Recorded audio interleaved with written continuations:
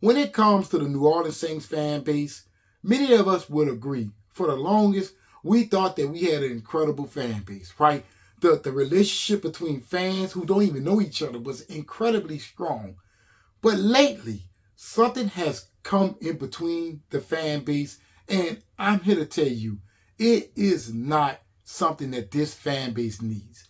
And what has come in between us is delusion. Now, we all know that the New Orleans Saints are not going anywhere this year. They're not going to have a winning season. But when it comes down to the position that the New Orleans Saints are in at this very moment, many people are just pointing the finger at Andy Dalton. I think that they don't even realize that Andy Dalton's quarterback rating this year is amongst the highest of the quarterbacks, right? He's not top. He's not even top 5, but he's right there, borderline, like in the middle of top 10 as far as QBR goes. Now, usually we can actually watch our team play and we can call out the bullshit that individual players brings to the table. Like Kamara, right? This year, Alvin Kamara has given us 2 rushing touchdowns. For some reason, the New Orleans Saints fan base do not feel like that is factoring into our losses. Our secondary has only given us 2 interceptions this year. For some reason, in the New Orleans Saints fan base, that is on Andy Dalton. I don't think that they realized that last season, the New Orleans Saints had 31 turnovers versus this season of 4. That's right, you guys. That's an incredible drop-off. When it comes to our defensive line, our money man, who I love very dearly, Cameron Jordan, only has 8.5 sacks for the season. He had 5.5 before he played Gardner Minshew in Philadelphia. Now, people out there are just looking at Andy Dalton when it comes down to those particular stat lines. They are trying to say that the leadership is the reason why we have lost games. But they have not watched the same games that I have watched. They may have not watched the same games that you have watched.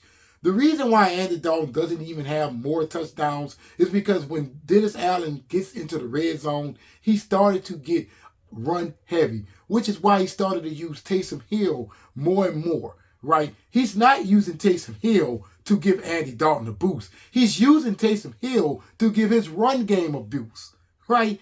Why is that so hard to recognize if you're watching the New Orleans Saints fans? I don't know. I just don't know why they're trying to blame one man when a lot of players on this team played like absolutely shit this season.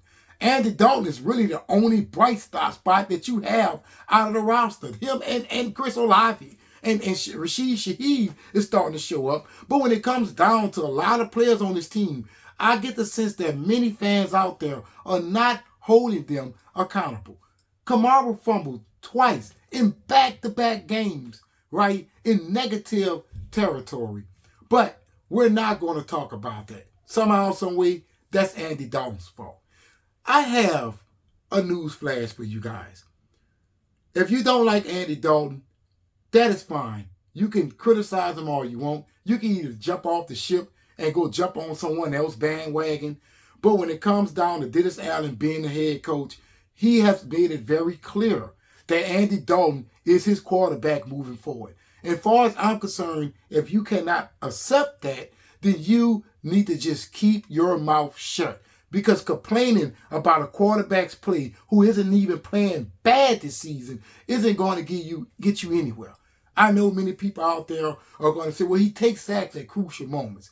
Do you realize that Andy Dalton isn't even nowhere near the top of the league in quarterback sacks?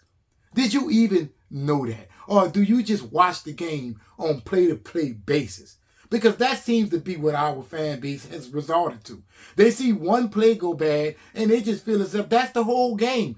Nobody talked about Alvin Kamara fumbling twice in the San Francisco game. Nobody talked about that. Nobody talked about the fact that Andy Dalton put up enough points to beat Cincinnati, but our defense couldn't stop a nosebleed. No one talked about it, right? If the receivers held on to the ball, you probably would be winning 3 to 4 more games than what you have right now. Why is it hard to even admit to that? You need to stop being delusional, our fan base, and I mean that in New Orleans. You need to understand that you're not getting no bad quarterback play from this man whatsoever at all. Stop it. Stop acting like this dude is so terrible. Oh, he threw an interception. Every quarterback in the league throws interceptions. Every quarterback in the league takes sacks, right? Just put it this way and put it in perspective, I meant to say. Andy Dalton is sitting on, 12 interceptions, while Jameis Winston has 11, and he only played 3 games.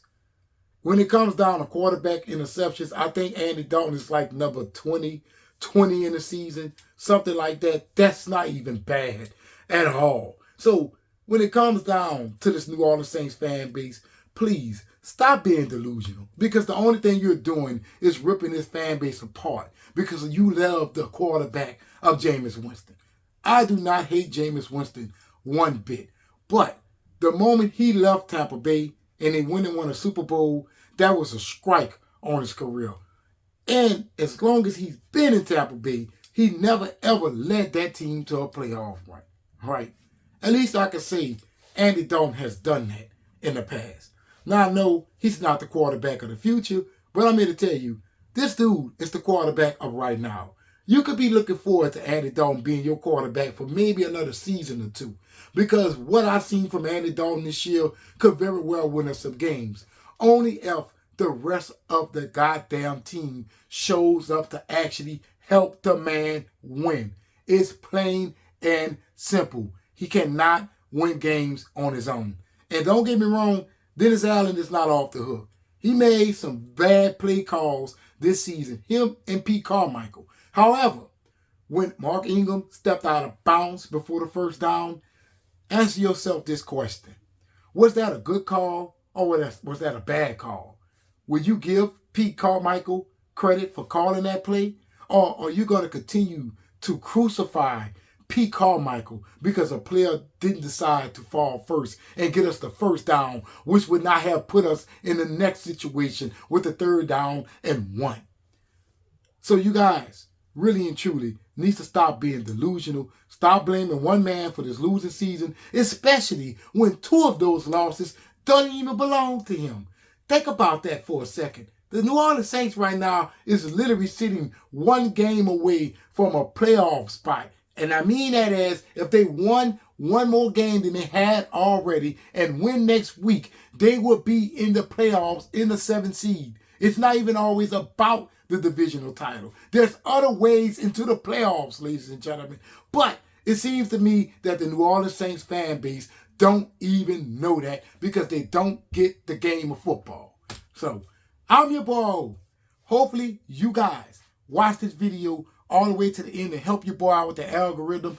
Please be sure to subscribe if you're not subscribed already. And don't forget, I have a main channel called the 4KO where I review movies, I do trailer reactions, I talk about toys, I talk about geek culture. I'm going to leave the link in the description below so you can go ahead on and support me over there as well. But in the meantime, in the comments, let me know, why do you feel this New Orleans Saints fan base are so delusional to the point to where they only want to hold one player accountable for a losing season and not holding all players accountable for a losing season?